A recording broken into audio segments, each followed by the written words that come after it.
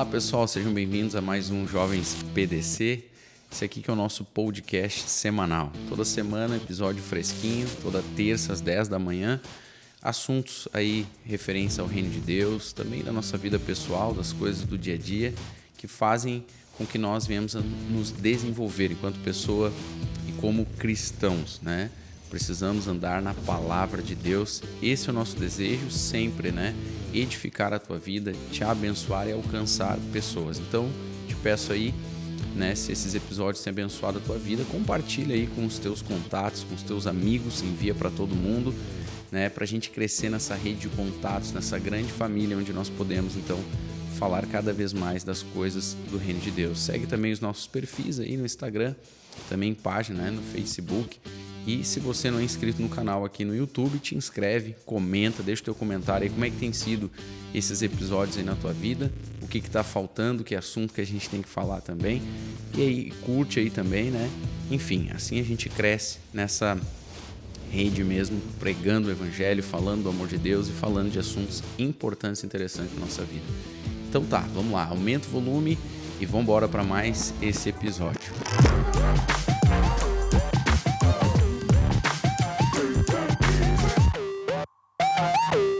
Hoje comigo aqui então, Pastor Paulo, seja bem-vindo. Nesse ano ainda não tinha participado aqui com a gente de novo, né? Legal, que bom estar junto contigo. É fato, esse ano ainda não tínhamos participado, mas estamos juntos nessa manhã, nesse momento, né? Que alegria poder compartilhar de coisas da vida cristã, de princípios do reino de Deus. E nosso desejo é esse, como você citou, né? Abençoar vidas. Amém. Essa manhã é um cacuete do rádio, né? É um cacuete do rádio, né? Isso é legal, vocês têm bastante experiência, né? Você, o pastor Isaías, os demais pastores, muita experiência no rádio, né? É um costume, e não só isso, mas eu conversava com o pastor Demian sobre isso, como a gente se desenvolve na igreja por causa desse serviço, né? A gente nem imaginava isso, né? Daqui a pouco, como é que tu imaginava isso? Tu ia praticamente um radialista, um comunicador, alguém que sabe comunicar, né? É legal isso, né? Sem dúvidas. E se começa não sabendo muito, às vezes apanhando, né? E cometendo erros, equívocos, Sim. Dizendo bobagens. Eu lembro quanta bobagem já disse, não? Sim. Então, mas é assim, a gente começa assim e vai crescendo. E eu lembro a primeira vez que fui ao programa de rádio, faltou o locutor. E aí não tinha quem fizesse, disseram vai, e eu fui, corajoso, eu fui, né? Mas eu lembro como se fosse hoje uma experiência interessante. Nós tínhamos um programa à noite que se chamava Socorro Espiritual, às 9 da noite, era das 9 às 10, das 9 às 11, me parece. Uhum. Você fazer duas horas de rádio não é fácil, tem que ter tema e tem que ter assunto, mas a gente interagia muito com os ouvintes. E então a gente abria os telefones, era o tempo do telefone fixo ainda. Sim. Você nem conhece, né? Claro que conhece. A Veridiana não conhece ali e tal, né? Então as pessoas ligavam, nós tínhamos que levar 3 pessoas para ajudar em 2 telefones, mais de 200 ligações em 1 hora, era interessante. Legal. E a gente interagia, ministrava com os ouvintes, e assim a gente foi crescendo também no rádio. Legal. E eu vejo o próprio pastor, às vezes, só observar ele, tu aprende muito, né? Ele sabe comunicar muito tempo na televisão, rádio e tudo mais. Então, acho que se for um bom observador, acho que a gente aprende bastante, né? Isso aí acho que é até uma regra para a vida, né? Sem dúvida, sem dúvida. A gente aprende vendo outros, ouvindo outros. Sim. E às vezes aprende apanhando. Também, né? Na lida do dia a dia. Mas assim, ó, na vida cristã, né? A gente fala de vida cristã, mas na verdade a gente entende que para um cristão, tudo é vida cristã, né? Porque agora nossa vida é cristã. A partir da ótica de Cristo, então, é toda a nossa vida. Mas a gente sempre fala vida cristã, assim, para fazer com que as pessoas, de alguma forma, acho que despertem, assim, ó, você é cristão, você é cristão. De alguma forma a gente está dizendo isso, alguma coisa mudou. E a gente fala muito sobre vida pela fé, o andar pela fé, né? A Bíblia diz isso, né? Que o justo, ele vive pela fé. Então, o que seria, assim, de maneira prática, né? Como que a gente traduziria isso, assim, para as pessoas entenderem o que é viver pela fé, então? Vocês falam de vida cristã, vocês falam de viver pela fé, mas o que é isso na prática, assim? A primeira vez que a Bíblia menciona esse tema, esse texto, nessa frase, né? O justo viverá pela sua fé. Está lá em Abacuque, né? Abacuque era profeta questionador. Ele viveu em um momento bem difícil na sua nação, em sua nação. Era um momento de crise, o povo havia se afastado do Senhor e tal. Os assírios estavam vindo contra o povo judeu e havia uma série de coisas que ele não compreendia. E ele estava questionando Deus. Tá? E um dia o texto de Abacuque 2 diz: eu vou me colocar na minha torre de vigia, eu vou ouvir Deus, quero entender o que ele está falando e tal. E quando ele faz isso, Deus diz: olha, eu vou te mostrar um segredo, vou te contar um segredo. E você deve escrever esse segredo em letras garrafais grandes, para que até as pessoas que passarem correndo leiam e tal, como se fosse hoje um painel de LED, né? Põe um painel de LED e tal. E aí Abacuque deve ter ficado impressionado. Deus vai me contar um grande segredo. Deus lhe disse a Abacuque que o justo vive pela sua fé. Viver pela fé não é viver pelas circunstâncias, viver pela fé é você viver por aquilo que Deus diz, pelas promessas, é você aprender a confiar nele, a colocar os olhos nele. Isso para mim é andar por fé, né? Abacuque, depois que recebe esse segredo, ele faz aquela oração, né? Ainda que eu vou continuar confiando, eu vou continuar esperando. Isso mostra que ele aprendeu a andar por fé, não? Ainda que a figueira não floresça, ainda que a vide não dê fruto. Eu acho que o grande contraponto disso é que hoje em dia as pessoas andam muito pelo sentimento, né? Pelo feeling. Tem uma palavra, né, aí fora que é o feeling, é o sentido. Né? Então as pessoas chegam a falar isso, né? Uma boa vibração, eu vim aqui sentir uma paz, não sei o quê. Então, assim, e realmente as pessoas sentem algo que eu entendo que quem não é cristão tenta traduzir isso de alguma forma. Ele diz, por exemplo, eu vim na igreja, eu senti uma paz, eu senti uma alegria, eu senti algo bom. Que, na verdade, ela está sentindo a presença de Deus, só que não sabe explicar, né? Isso a gente entende. O problema é quando as pessoas querem viver disso, assim, de sentir, né? Hoje eu estou sentindo, então hoje eu acordei com vontade de orar, eu acordei com vontade de ir na igreja, e hoje não. Hoje eu acordei, eu não estou bem, eu não estou me sentindo bem e tudo mais. E eu creio que esse viver pela fé faz com que a gente tenha não sei se tu concorda com isso, mas uma caminhada mais ascendente e constante, em vez de ser aqueles altos e baixos, né? Me parece que quando a gente começa a vida cristã, Deus permite esse toque, que a gente sente a presença dele, as pessoas choram, são quebrantadas e tal, e Deus abraça e diz, olha, eu estou contigo, viu? É como o pai, né, que abraça o filho e diz, olha, eu estou contigo, conta comigo e tal, e a pessoa sente Deus pertinho e tal. Me parece que depois de algum tempo Deus começa a soltar a mão desse filho um pouquinho, dizendo, agora, meu filho, não vai sentir tanto. Né? Agora eu quero te levar a um outro nível, de você deixar de andar por sentidos. Né? Os sentidos humanos você utiliza para tocar nas coisas do mundo. Você não toca em Deus com os sentidos humanos. Com os sentidos humanos você toca nas coisas do mundo. Você toca em Deus com a fé. E Deus parece que diz, então agora nós vamos andar juntos igual, continuo andando contigo, mas eu não vou segurar a tua mão. Você vai aprender a andar confiando em mim, olhando para mim. E me parece que esse é um dos segredos da vida cristã. Né? Importante, né? Interessante isso, para a gente crescer, para a gente se desenvolver. Então tem que aprender a se andar pela fé, né? Não andar só por sentimento ou por circunstância. É como a criança que anda no início, está no colo da mãe e tal, mas depois ela precisa dar os primeiros passos e andar. Então, é assim na vida cristã. Deus não quer que andemos por sentimentos, mas quer que a gente ande por fé, né? Então, é importante, porque quando você anda por sentimentos, por emoções, enquanto você anda assim, você se torna instável. Tá? Instável. Você depende muito das circunstâncias. Mas a fé não, a fé te leva a um outro nível. Te leva ainda que a figueira não floresça, né? Ainda que falte o fruto, eu vou continuar confiando. Me parece que esse é o desejo de Deus, né? Deus quer nos levar, quer nos ensinar isso, né? Não sermos crentes ioiô, como eu digo, né? Tiago fala sobre aquele que duvida, sobre o homem que é doble em seus pensamentos, né? Então ele não recebe do Senhor porque ele depende muito das coisas, das circunstâncias. E a fé não, a fé te leva a depender apenas de Deus e da sua palavra. Sim, eu entendo que a fé também é tão importante até para as doutrinas principais, né? Para todas as doutrinas, mas Paulo fala da justificação pela fé. Então, se eu aprendo na prática o que é fé, andar por fé, eu vou me apossar dessas coisas. Porque como é que eu vou ser justificado se eu não creio? Porque é algo que eu não A sinto. salvação não é diferente. É. Tudo que você recebe de Deus é por fé. Né? Você não recebe por emoções. Né? Aliás, Deus não usa. Não. Quando a gente lê, por exemplo, João 3,16, que Deus amou o mundo, precisamos compreender que Deus não sentiu emoção pelo mundo. Né? Deus amou, é o amor ágape, aquele amor que é incondicional. Né? Então, as coisas de Deus é por fé. Eu recebo a salvação por fé, eu sou justificado por fé, eu me torno parecido com Jesus, começa por fé. Eu não vejo isso, né? Mas eu começo com fé, utilizando a fé, e depois eu vejo os resultados disso, é claro. Né? Sim.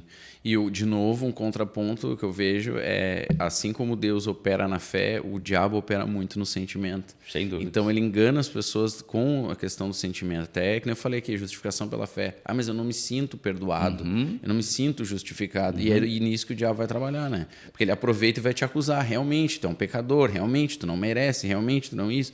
Então, se eu não creio, eu vou viver a minha vida nessa instabilidade, né, emocional, assim, né? Sem dúvida, sem dúvida. E infelizmente, essa é a realidade de muitas pessoas que estão na igreja. Né? Muitos cristãos, alguns já há anos, e que ainda não compreenderam que o chamado é um chamado para andar por fé. E o que... Né? Um chamado para andar por aquilo que você não vê. Sim. E o que tu diria, assim, que como é que a pessoa que hoje ainda está nessa questão do sentimento, ela ainda está tentando sentir e tudo mais, como é que ela sai disso para começar a dar passo de fé, andar na fé, crer nas doutrinas? Porque assim, eu entendo, por outro lado, que a pessoa quando chega, e até talvez nos primeiros anos, essa questão do sentimento mexe muito com ela ainda. Ela tem dificuldades, né? Eu escutei ontem, por exemplo, no culto, alguém disse, né? Eu não me sinto digno, eu não me sinto em condições. E a gente realmente tem esses sentimentos operando em nós. Mas como é que a pessoa consegue dar um passo para fora disso e começar a andar pela fé? Assim, sair desse lugar e andar pela fé? Ontem eu também ouvi uma pessoa do culto dizer isso. Daí eu quase não vim, porque parece que algum sentimento me disse para não vir e tal, aquela coisa. Bem, nós precisamos discernir em que nível as pessoas estão, nível espiritual. Né? Existe um tempo de ser bebê, Pedro diz, né, como crianças novamente nascidos, desejai ardentemente o leite racional, não falsificado, para que por ele você seja dado crescimento. Então existe um tempo de ser bebê, e é normal o bebê andar por sentimento. Você não pode esperar que um bebê ande por fé. Ele não consegue. Né? Mas existe um tempo também de crescer. Paulo depois fala sobre ser meninos, né? Os adolescentes também andam por emoções. Você não pode esperar de uma adolescente atitudes de fé, né? Os adolescentes andam também ainda por emoções, levados de um lado para o outro e tal. Mas existe um tempo de crescer, e você cresce tendo comunhão com Deus. Na medida que você vai conhecendo Deus, aprendendo a confiar em Deus, olhando para as Escrituras, permitindo que a Escritura entre em você, então você começa a andar por fé, tendo pequenas experiências do início, algumas vezes caindo, mas na medida que você persevera nisso, na vida de oração, na palavra, enxertando a palavra para dentro de você, então você vai crescendo e aprendendo a andar por fé. Outras vezes Deus permite que você passe por situações difíceis. Né? Isso não é uma coisa muito falada no meio cristão, e até aceitas. Tem pessoas que não gostam disso, né? Elas não conseguem ver a mão do Pai nas dificuldades. Mas algumas vezes Deus permite a gente passar por dificuldades para quê? Para que a gente aprenda a andar por fé. Davi diz em um dos salmos, né? Foi-me bom ter passado pelas tribulações e tal. E eu acredito que Deus utiliza muito essa ferramenta para que a gente venha crescer e desenvolver a vida cristã. Sim. Paulo chega a citar isso, né? O valor da tribulação, né? Ele fala isso, produz perseverança, né? Tiago também cita isso, né? É interessante.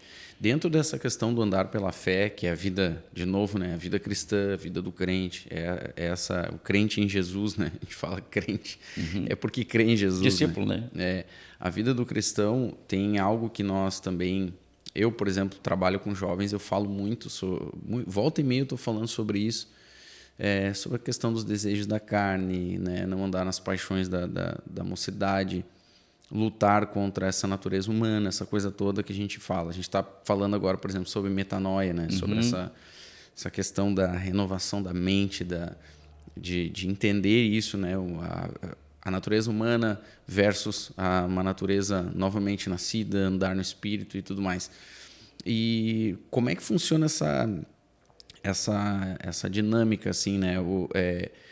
Como que a pessoa faz para vencer, então, esses desejos da carne, deixar de ser uma pessoa carnal? É interessante, tu citou, por exemplo, citaste que uma das chaves é a comunhão com Deus, né? Assim, para andar pela fé. E como é que a pessoa dá esses passos assim, para vencer os desejos da carne? Acho que até antes também, né? Como é que a pessoa identifica alguns desejos assim, mais gritantes assim, da carne? Ela percebe algumas coisas na vida dela e como que ela começa a fazer para vencer essas coisas, né? É importante compreendermos que nossa natureza humana não se converte. Acho que isso também é uma chave. Acho que isso faz com que pessoas não percam tanto tempo, entende? Porque quando a gente está começando uma caminhada cristã, a gente tem aquela ideia ainda de que uma vez salvos, então não teremos mais problemas com a natureza humana, nascemos de novo, somos novas criaturas e tal. Mas quem se torna uma nova criatura é o meu ser espiritual. Quem recebe vida é o meu espírito. Mas nós somos corpo, alma e espírito, ou espírito, alma e corpo, né? Nós continuamos tendo uma natureza humana que não se converte, tanto que Paulo, no Romanos 12, 1, diz: rogo-vos, pois, irmãos, que apresenteis o vosso corpo como um sacrifício vivo, santo, agradável a Deus. Esse é o culto que lhe agrada. Então, nossa natureza humana, ela sempre existirá, ela continua aliada ao pecado, ao mundo, ao diabo. Ela carrega essa herança que recebeu de Adão, né? A natureza pecaminosa, e ela não se converte. A gente precisa lutar com ela todos os dias. Eu acredito muito que o Evangelho de Jesus, ele joga a luz em você. Estávamos nas trevas, agora passamos a seguir Jesus, nascemos de novo, nos tornamos uma nova criatura, recebemos o reino de Deus dentro de nós. E uma das coisas que Jesus é a luz, então ele joga a luz em nós. E quando ele joga a sua luz em nós, você se vê melhor. Né? Coisas que antes você não sabia, não conhecia, não sabia das suas fragilidades, das áreas débeis que você tem. Então, o Evangelho também te ajuda nesse sentido, ele joga a luz em você. Você passa a perceber, olha, eu tenho uma fragilidade nessa área, eu tenho uma fraqueza nessa área. Nós somos diferentes, temos fragilidades e fraquezas em áreas diferentes, mas no Evangelho você vai aprender isso, entende? O Espírito Santo vai te mostrar, olha, essa área que você precisa cuidar. Então você começa a conhecer melhor as áreas débeis da tua vida, e quando você reconhece isso, para mim é uma chave já para as mudanças, né? Você reconhecer, eu não sou tão bom assim, eu tenho imperfeições, eu tenho áreas que eu posso cair, eu tenho áreas que eu preciso tratar, que eu preciso de ajuda. E na medida que eu vou reconhecendo isso e buscando essa ajuda no Senhor, na comunhão, na palavra, então eu posso vencer essas áreas. Foi isso que aconteceu com Isaías, né? No chamado ali que a gente diz que é o chamado dele, ou chamado ali que o Senhor faz para ele. Já andava com Deus, né? Mas aí começou uma caminhada mais profunda, né? Isso. Ele diz que vê o Senhor e aí a primeira coisa ele diz, mas eu sou pecador, né? Ele se reconhece, ele se enxerga, ele se percebe, né? Isso é uma coisa importante fazer isso esse é legal, diagnóstico, né? Né? A luz ela te mostra a tua verdade, a tua realidade, mas não com aquele propósito de te condenar. Né? Você citou Isaías 6, né? O Isaías viu que ele tinha lábios impuros, mas ele não se sentiu ali condenado. Olha, tenho que fugir de Deus como Adão, né? Não, ele correu para Cristo, correu para o Senhor, né? E o anjo veio e tocou nos lábios e tal. Então, o Evangelho, ele faz isso, ele joga a luz, mostra as tuas debilidades, mas ao mesmo tempo ele te diz, corre para Jesus, eu vou te ajudar, eu posso mudar essa história. Então, isso é legal, não? Sim, sem dúvida. A gente falou, eu até lembrei disso, da questão da pessoa fazer, então, um diagnóstico, né? De olhar para si, de perceber essas situações. A gente tem conversado sobre isso, né? Como as pessoas têm dificuldade de fazer um diagnóstico. Correto. A gente percebe, um diagnóstico correto, né? Da situação, do que está acontecendo. Às vezes a gente vai atender uma família, por exemplo, aí está com um problema com um filho, sei lá, hipoteticamente, né? E aí tu tá percebendo o problema ali que está acontecendo, mas o pai e a mãe não conseguem enxergar, porque, meu filhinho querido e tal, mas tu não tá vendo que tem algo, né? Isso é um exemplo. Ó, às vezes na própria vida da pessoa, mas por que tá dando tudo errado? Por que eu tô vivendo assim? Você não tá enxergando, né? O que tu acha assim que é a dificuldade das pessoas de fazer um diagnóstico correto? O que atrapalha as pessoas de enxergar a realidade? Assim? Jesus disse que nós temos uma tendência de ver o cisco no olho do outro e não enxergar o argueiro em nosso olho, né? Então a gente tem essa tendência de sempre de fazer um diagnóstico profundo dos outros e superficial da gente, né? É a nossa natureza humana, é o nosso ser natural. Por isso Davi, no Salmo 139, ele pede que o Espírito Santo, que o Senhor lhe sonde. Eu acho que essa sujeição a Deus e permitir que o Espírito Santo seja profundo nessa sonda, né, nesse examinar, nos ajuda a fazer um diagnóstico correto. Eu acredito muito na ação do Espírito Santo, esse Espírito que nos guia em toda a verdade, né? Inclusive nessas questões. Se nos submetemos a Deus, se nos sujeitamos a Ele, se estamos abertos para Ele, Ele vai te mostrar. Sim. Olha, nessa área aqui você precisa tratar. Essa área aqui tem uma debilidade, essa área aqui tem uma fragilidade, essa área você precisa cuidar. Então, com a ajuda do Espírito Santo, é possível fazer um diagnóstico correto. E essa questão do diagnóstico é importante, porque se você for ao médico e tiver um diagnóstico errado, você vai tratar de uma maneira equivocada, medicação errada, ou não vai ter resultados, né? Então, quando você faz um diagnóstico correto, e aí é possível com a ação do Espírito Santo, com a ajuda do Espírito Santo, então, com certeza, você verá os resultados logo na frente. Sim. Quem faz o diagnóstico errado ainda pode arrumar um outro problema, porque tu vai tomar uma medicação, às vezes, que tu não precisava, que pode estourar num outro problema, né? Isso é interessante. Outra coisa é, quando a gente faz o diagnóstico dos outros, a gente tira da jogada, o que a gente vinha falando antes, a emoção. A gente olha de forma mais racional e fria, né? E quando é com a gente tende a colocar na equação a emoção. Ah, mas eu fiz por causa disso. Eu fiz por causa daquilo, né? Justifica, né? A gente gosta dessa justificação, de se auto-justificar, né? Sim. O problema disso é que não tem cura. Aí a gente adia o processo, né? E Deus trabalha muito com essa questão do processo. E a pior coisa que pode acontecer, que pode acontecer conosco, cristãos, é adiar o processo, é protelar um processo, porque aí o tempo passa e a gente não desfruta, né? A gente não, eu preguei dias atrás sobre a gente deixar que o Espírito Santo venha desobstruir os nossos canais, para que a luz, para que a água viva possa fluir, né? Quando tu não faz um bom diagnóstico, então isso não acontece. Você sempre vai empurrar problema para o outro, como você citou no casamento, na família, né? O problema no nosso casamento é minha esposa, né? Não, é meus filhos. Muitas vezes o problema sou eu. E eu preciso ser iluminado e reconhecer isso. Então, com certeza, você verá os frutos logo na frente, né? Para ser curado também, né? Para a pessoa poder ser curado. Nesse andar também pela fé, uma das coisas que eu creio que as pessoas têm dúvidas, assim, porque a gente fala isso, né? Eu ouvi Deus falou comigo, né, e tal. E como ouvir Deus, né? Como conhecer a vontade de Deus? Como é que eu sei qual é a vontade de Deus? É para mim, para a direita, para a esquerda? Que decisão eu tomo aqui nessa situação? Às vezes situações importantes, né?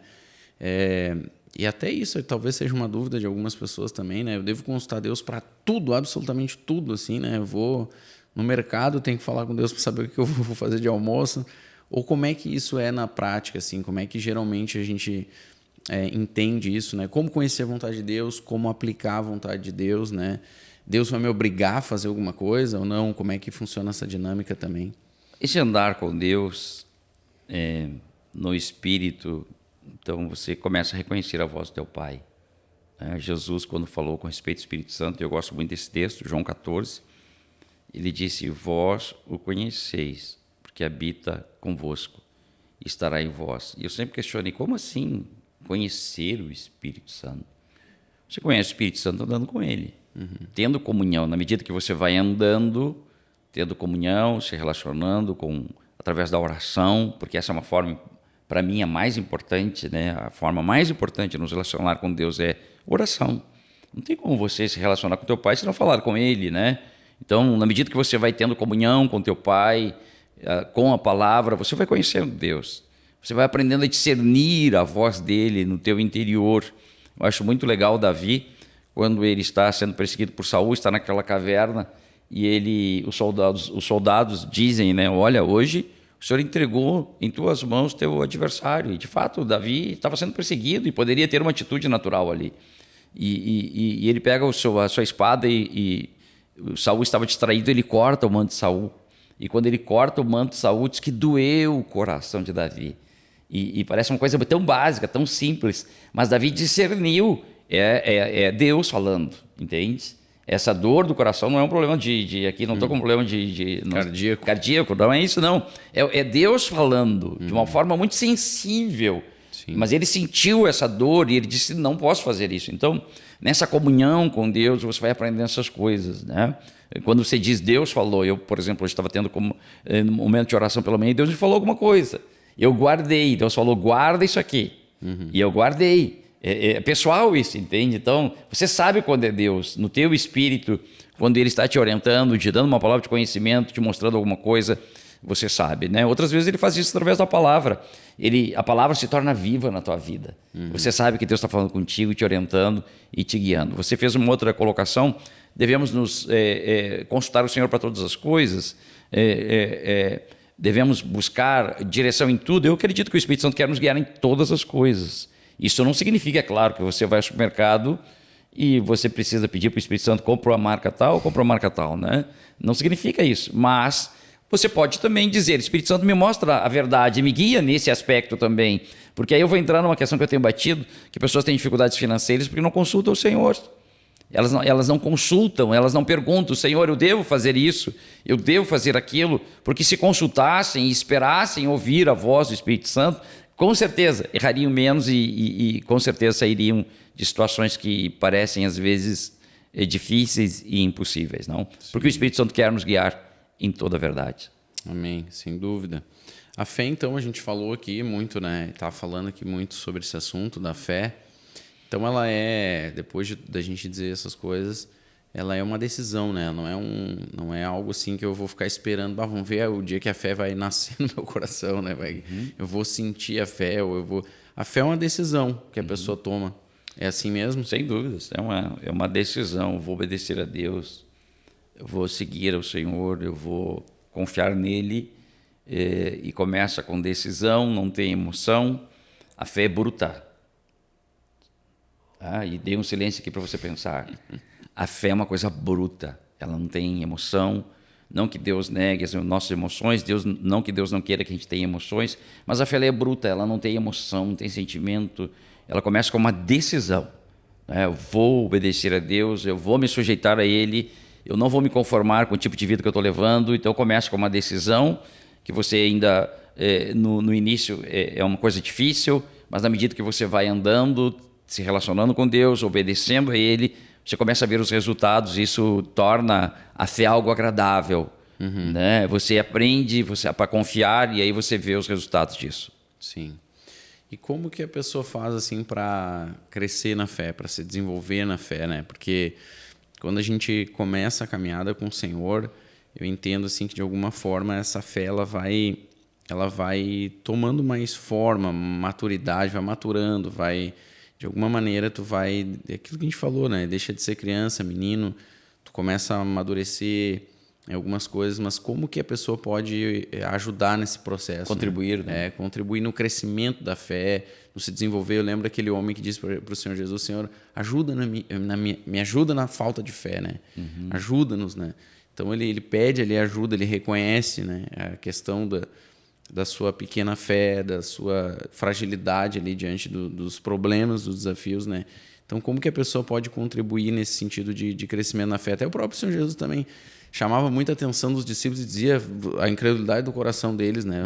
Vocês, geração incrédula, ele dizia, né? Outras vezes ele disse... Que dificuldade vocês têm para crer, né? Outras vezes ele disse, vocês ainda não têm fé. Então, você vê nos próprios discípulos, né? Esse crescimento acontecendo. Eles não começaram super-homens ou super-espirituais, nunca foram super-homens, mas tiveram suas dificuldades, cometeram erros. Jesus permitiu, então, que eles passassem por ventos, tempestades e utilizava todas essas ferramentas para que eles crescessem na fé. Em um dos momentos eles dizem, quem é este? Né? Interessante, eles andavam com Jesus, mas eles dizem, né? Quem é este que até o vento e o mar lhe obedecem? Né? Então Jesus utiliza também essa situação para dizer, olha, vocês precisam aprender a confiar. Então é um andar com Deus, é um andar com Cristo, e nesse andar com Ele, nessa decisão de andar com Ele, nessa decisão de andar com a palavra, nós cooperamos com Deus para que a fé cresça, né? Nós cooperamos com Deus para que a fé então seja desenvolvida. Por outro lado, a fé enfraquece quando não se tem comunhão com Deus. Romanos 4 diz que Abraão, embora tenha tido que esperar muitos anos uma promessa, ele nunca enfraqueceu na fé. Você olha Hebreus 11 e você vê homens e mulheres frágeis como nós, depois Tiago diz, né, que Elias era um homem sujeito aos mesmos sentimentos, eles não enfraqueceram na fé. E de que forma, que ferramentas utilizaram para não enfraquecerem? Comunhão com Deus, comunhão com a palavra. Estou lendo o livro de Atos de novo, né? E estava vendo Pedro, né? Como eles fazem citação, né, do Antigo Testamento. E eu fiquei pensando, puxa vida, esses caras tidos como iletrados eram caras que estavam comendo a palavra, né? Quando Pedro é preso ali em Atos 4, né, interrogado no Sinédrio, ele disse, olha, Davi citou isso, Davi disse isso. Então você vê que eram pessoas que comiam a palavra, que estavam cheios da palavra. E na medida que você se enche da palavra, a tua fé cresce. A fé vem pelo ouvir, e o ouvir da palavra do Senhor, do Evangelho. Então isso contribui para que a fé cresça. E eu gosto muito de Abraão. Romanos 4, Paulo diz que ele nunca enfraqueceu na fé, ele se fortalecia glorificando a Deus, né? Exaltando ao Senhor, declarando quem Deus é, a grandeza de Deus. Davi mesmo no Salmo 19 diz, né, que os céus eles proclamam a glória de Deus. Como que você fortalece a tua fé? Quando você olha a natureza, quando você reconhece que Deus está por trás de tudo isso e você exalta Ele, então a tua fé cresce. Contemplação, né? Contemplar as coisas, perceber Deus, né, em todas as coisas, né? Isso é importante. Agora, citaste a questão de que eles eram iletrados. A Bíblia cita isso em Atos, né? Eles eram iletrados. Quem disse foi o pessoal do Sinédrio, né? Sim. Mas ali a gente entende, né, que era um iletrado no sentido de algo formal, né? Eles não tinham uma formação teológica ali da época, não tinham um diploma, né? Tanto que isso confundiu o Sinédrio e tal, os principais dos judeus, e disseram, como assim? Esses caras não estudaram? Não estiveram aqui conosco, né? Não aprenderam conosco. Como aprenderam isso? E eles reconhecem, olha, eles estiveram com Jesus, eles estão influenciados por Jesus. Sim. Eles aprenderam, o rabi deles foi Jesus. É isso que eles estão dizendo, né? Sim. Tanto é verdade que o próprio Senhor Jesus é questionado em alguns momentos, né? Esse aí não é o carpinteiro, não é o filho do Zé, que nem disse, você não é o filho do José, da Maria e tal. E é alguém simples, alguém que a gente conhece, mas na verdade e o próprio Senhor Jesus diz, o meu ensino não é meu, assim daquele que me enviou, né? Então eles, na verdade, estavam tendo o melhor ensino possível, porque estavam aprendendo com o mestre, né? Então, se alguém teve um ensino formal, na verdade, né, bem feito, foram os discípulos. Mas, obviamente, que para ali casta religiosa, não, vocês não têm o diploma, não estudaram com a gente, então isso aí não vale, né? Eu estou chamando atenção para isso porque eu entendo também que algumas pessoas têm um certo desprezo ao conhecimento. E aí, conhecimento no sentido assim, eu não estou falando formal também, eu estou falando no conhecimento de ler, de estudar a palavra, né? E aí, claro, a gente tem uma certa preguiça nisso, o brasileiro não foi bem acostumado com essa questão da leitura e tudo mais, e daí a gente se escora nisso, mas eles eram iletrados, né? E não entende isso, né? Mas tem uma importância nisso, porque quando a gente fala também da fé, de ouvir Deus, tudo isso, e citaste bastante a questão da comunhão com Deus, significa que o cristão ele tem que ter uma certa disciplina na sua vida, porque senão as coisas não vão funcionar, né? Sem dúvida, disciplina é uma boa palavra para a vida cristã. Paulo mesmo diz, eu esmurro o meu corpo, né? Eu não tenho dúvida de que ser disciplinado é importante. E às vezes a gente diz, né, que as disciplinas espirituais não deveriam ser chamadas de disciplinas, mas eu entendo que começam com disciplina, né? Se você não for disciplinado, você não ora. Se você não for disciplinado, você não lê a Bíblia. Se você não for disciplinado, você não estuda, né? Então você não esmurra o teu corpo, você não diz não para a tua natureza humana. Você muitas vezes precisa brigar com você mesmo, né? Agora, esses homens que você citou eram tidos como iletrados, mas eram pessoas que estudaram, né? Eu citei há pouco Pedro, né? E tantos outros que, olha quanta citação eles fizeram da Escritura, do Velho Testamento, significa que eles estiveram olhando, estiveram meditando, né? Aquilo estava vivo neles. Então, quem sabe no início, enquanto pescadores, não tinham muito conhecimento, mas uma vez que chamados por Cristo, foram buscar isso, né? Aprenderam isso com Cristo, porque Cristo também faz citação de tantos textos, né, do Velho Testamento, e você vê, e eu gosto muito disso, né? E às vezes eu olho uma citação de Jesus e eu penso, Jesus esteve lá no texto de Deuteronômio no capítulo 8, né? Nem só de pão na tentação, ele diz, nem só de pão viverá o homem. Então ele esteve nesse texto. Então mostra que essas pessoas, os discípulos, eles estiveram estudando, e um cristão que quer desenvolver a salvação precisa conhecer os fundamentos da sua fé. Isso te ajuda. né? Isso contribui, sem dúvida, para que tu tenha uma fé cristã equilibrada, uma vida cristã equilibrada, isso é importante. Sim, a gente está andando na mesma fé de Jesus, né? É por causa dele, ele é o criador da fé, é o consumador da fé, mas também aquilo que nós cremos é aquilo que ele declarou e que crê também, porque vivia isso, Sem né? dúvida. Ou seja, a gente anda na mesma fé de Jesus, dos apóstolos, dos discípulos, é importante que a gente conheça isso, né? Agora, quanto a isso também, eu creio que o equilíbrio é importante, porque tem pessoas que gostam muito do conhecimento. E aí Paulo vai dizer, né, olha, o saber ensoberbece, o amor edifica. Então, não que Paulo está indo contra o saber, pelo contrário, mas quando a gente perde o equilíbrio, né, a gente vai muito às letras, muito ao conhecimento, aí a gente quer questionar tudo, e a gente pode e deve questionar coisas no nosso âmbito pessoal, a gente deve estudar, buscar a direção do Espírito Santo. Só que isso nunca pode virar um debate, né? Assim, isso nunca pode ir para o âmbito ali do... Ontem tu citaste, por exemplo, a questão das genealogias, né? Cara, Paulo diz, não percam tempo com coisas infrutíferas, né? Tem debates que são infrutíferos, né? E aí tem irmãos que às vezes se envolvem com isso e perdem aquele brilho no sentido do evangelismo, do amor, de buscar as pessoas. Então tem que haver um equilíbrio, né? A gente não pode jogar o ensino fora, mas também não pode ficar só buscando discussões teológicas e tudo mais e esquecer o fundamento principal, que é o amor, né? Sem dúvidas. Paulo também citou, falando dos judeus, que eles têm zelo por Deus, Mas sem entendimento, mas né? não têm entendimento.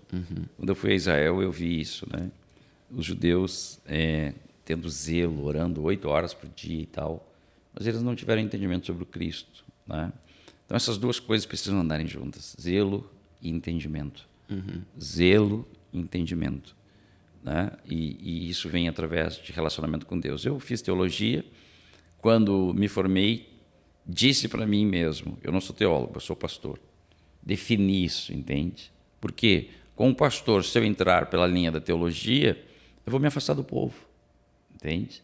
Daqui a pouco você está estudando os originais e não há problema em fazer isso, mas daqui a pouco você só trabalha sobre isso e você cria uma distância muito grande das pessoas. Jesus não tinha isso, Jesus era muito simples. Jesus tinha uma linguagem que até as crianças compreendiam. Eu acho isso legal, as parábolas, né? Ele usava as situações do dia a dia. Então, essa linguagem simples que faz com que as pessoas compreendam, que elas digam, faz com que elas digam, faz sentido, né? Isso nós não podemos perder. Isso não é a teologia que vai te dar, isso é a comunhão com Deus, esse andar com as pessoas, isso vai contribuir para que você tenha essa vida cristã, então, equilibrada, né? Que você tenha o conhecimento, mas ao mesmo tempo você tenha o amor, você tenha a empatia, você tenha a compaixão pelas pessoas, você consiga andar com elas. Me parece que Jesus tinha tudo isso e assim viveu o seu propósito, né? E é isso que queremos e buscamos como igreja. Sim, isso é uma... Eu até estava vendo aquela série The Chosen, e aí a gente fica mais claro, assim, vendo a série, né? Que o Senhor Jesus, de alguma forma, usava esses exemplos do dia a dia. É como se ele estivesse ali pregando para uma multidão, várias pessoas, e ali tem um pastor de ovelhas, por exemplo, que aparece na série, achei bem interessante. Então ele faz a pergunta, né? Como é que tu conduz as tuas ovelhas? Ah, pois assim, aí ele vem com a parábola, né? Haviam 100 ovelhas e tal. Então, realmente aquilo, nossa, faz muito sentido para aquelas pessoas, né? Então é importante a gente manter isso, até porque Paulo também, diferente dos outros apóstolos, teve aquele conhecimento formal aos pés de Gamaliel, dos melhores da época, né? Hoje se diz que Paulo aí teria tantos PhDs e tudo mais, mas ele daí em um momento diz, mas diante de Cristo isso não é nada, né? É lixo, não serve, não é que não serve para nada, mas diante de Jesus não é nada, né? Diante da sublimidade do conhecimento de Cristo. Então, ele reconhece isso, ele consegue trazer para o equilíbrio isso, né? Sem dúvidas. Deus não descartou todo o conhecimento de Paulo. Deus usa cada um de acordo com o seu querer, né? Ele usou Pedro, tido então como homem iletrado, mas ele usa o Paulo, né? E o Paulo foi muito útil nas mãos do Senhor, e todo esse conhecimento que teve, ele foi útil, tanto que tantas cartas estão aí, cartas de Paulo. Você olha Romanos, né? Como é que um cara iletrado escreveria Romanos, entende? Então, né? Falando sobre justificação, falando tantas questões importantes ali. Então, Deus não descarta nada, ele vai usar cada um na sua área. Mas aí Paulo, né, ele se abaixa para ter esse contato com as pessoas, ele evangeliza, ele foi alguém que formou outros discípulos. Eu acho muito legal esse equilíbrio. Eu acho que uma vida cristã equilibrada é importante. Tanto que depois ele diz a Timóteo, não esquece que o Espírito que Deus nos deu não é um espírito de medo, mas ele é um espírito de poder, de amor e de equilíbrio. Essa palavra no original, equilíbrio. O Espírito Santo é um espírito de equilíbrio. Interessante. Para a gente encerrar aqui, só ir para o final assim, dessa conversa, a gente tem falado sobre metanoia, né? Sobre essa questão da mudança, da renovação da mente e tudo mais. Qual é a importância desses processos mentais assim, na fé, na vida do crescimento do cristão? Né? O que a gente pensa, eu acho interessante. A Bíblia fala ali em Provérbios 4, né, que olha, cuidado com o que você pensa, né? A sua vida é dirigida pelos seus pensamentos. Exato. Então, assim, qual a importância desse processo mental e o que as pessoas podem fazer também para cuidar um pouco também da sua mente e entender o que a Bíblia fala a respeito do assunto, essa mudança de mentalidade, como é que funciona, pelo menos assim, os passos iniciais, né, do processo para as pessoas. A Bíblia valoriza muito essa questão do pensamento. Tá? Fala muito sobre isso. Você citou Provérbios 4:23 na tradução da NTLH, né? Tenha cuidado com o que você pensa. O Senhor Jesus bateu nisso quando diz, não vos entregueis a inquietações. O apóstolo Paulo, para a igreja de Filipos, fala disso. Olha, tudo que é puro, tudo que é verdadeiro, tem boa fama, seja isso que ocupe o vosso pensamento. Nós somos visitados todos os dias por milhares de pensamentos e muitos deles não vêm de Deus. O diabo gosta, adora injetar pensamentos errados no ser humano. Alguém um dia perguntou, mas ele pode injetar pensamento nos cristãos? Olha, ele injetou pensamentos em Judas, tá? E em tantos outros. Então, ele adora injetar pensamentos errados nos cristãos e tal, né?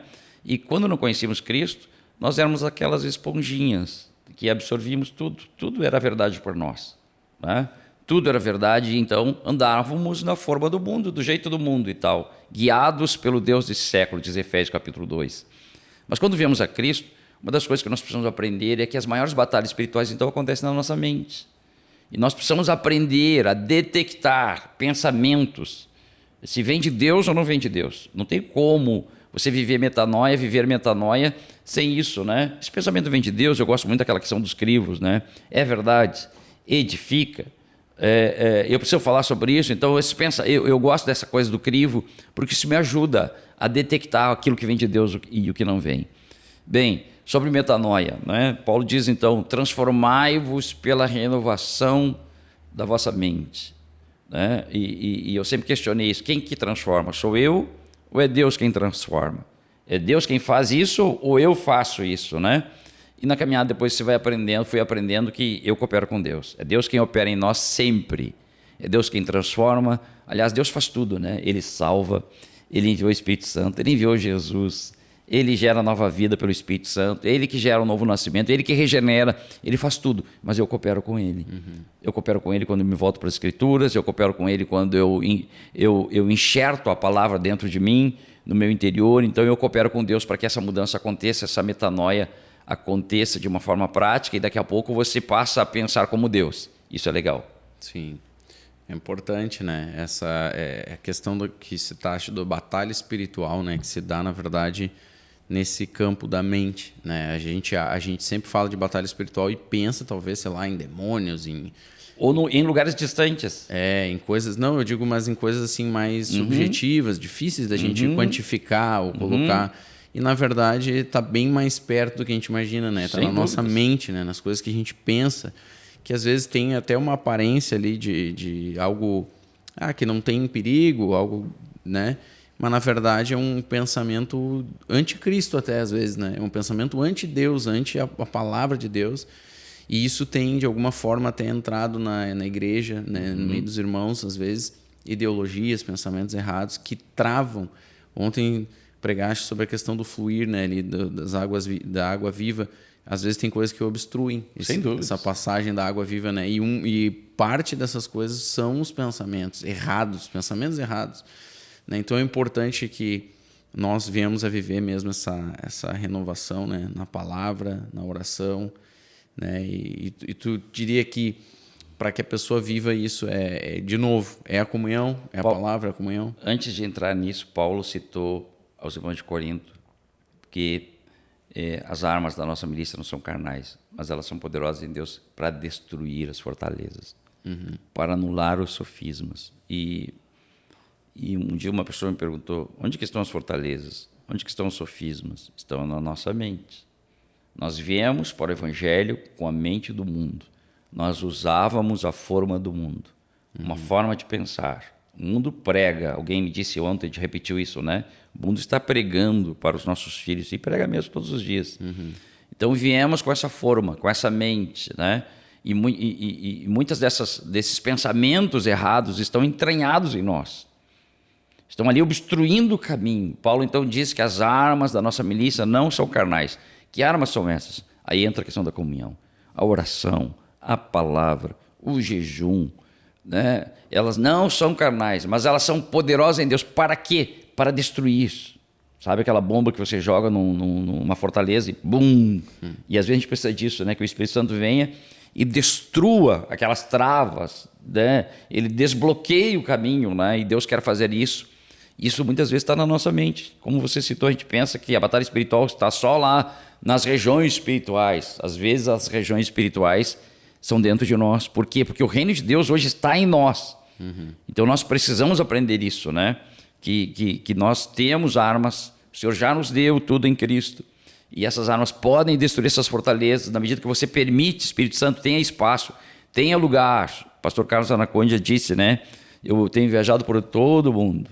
Eu vejo muitos cristãos dizendo, eu tenho o Espírito Santo. Mas aí ele perguntou, tá, mas o Espírito Santo te tem? Sim. Né? Como é importante nós permitir que o Espírito Santo nos tenha. A gente dar lugar para ele, dar espaço para ele, porque na medida que ele vai tendo lugar em nós, ele, pelo seu poder, vai destruir essas fortalezas, nós vamos ter uma mente renovada e vamos então viver a boa, a perfeita e agradável vontade de Deus. Esse é um bom lugar para estar, hein? Sim. Eu sempre penso, né? Esse é um lugar, estar. Paulo diz, né? Vocês vão experimentar a boa, perfeita e agradável vontade de Deus. Esse é um lugar que todo cristão pode viver, que é a proposta de Deus que a gente venha estar nesse lugar. Aí você tem proteção, você tem paz, aí você tem aquilo que o Senhor conquistou por Cristo Jesus, a vida abundante. Amém. Pastor, obrigado por esse papo, foi bem interessante, importante. Tenho certeza de que você aí que está assistindo, que está ouvindo, que veio com a gente até aqui, foi extremamente abençoado. Muito obrigado, mais uma vez, por estar aqui com a gente. Né? Que bom estar junto. Sempre é uma boa... sempre é bom compartilhar os princípios do reino de Deus. É a nossa vida, como você citou no início, não? Nós vivemos isso 24 horas, no sentido de querer viver o Evangelho e tornar isso prático e também ajudar outras pessoas a desenvolverem a salvação, não só serem salvas sim, mas também desenvolver a salvação. Essa é a nossa missão de igreja, missão de vida, e nós amamos isso. Amém. Obrigado, pastor. Essa também é a tua missão, né? Compartilhe aí com alguém esse episódio, com certeza alguém vai ser abençoado, edificado, e nós juntos, então, né, podemos crescer na fé, nas coisas do reino, na nossa vida prática, nos desenvolvermos como cristãos. Então envie para todos os teus contatos, abençoa a vida de alguém, certo, gente? Que Deus te abençoe e até um próximo episódio.